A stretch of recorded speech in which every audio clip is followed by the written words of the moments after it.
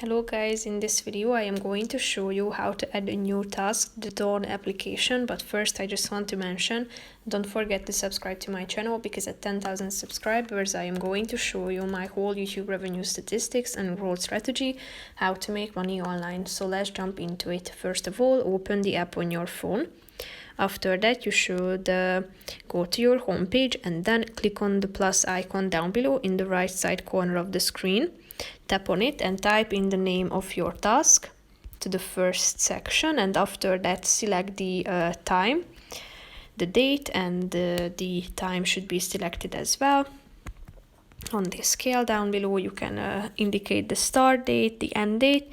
You can set it to repeat, or you can set it to an all-day event and click on the checkmark icon in the upper right corner to save your changes. Then click on the on time so you can add an alert to it, and you can add details, further details, by clicking on the plus detail button down below. So you can add the subtask, type in the title of it, and after that you can set a reminder to it. You can add your notes, and you can also add the location. Select it from this map and then click on the confirm button. If you are done with your task, click on the checkmark button down below in the right side corner of the screen.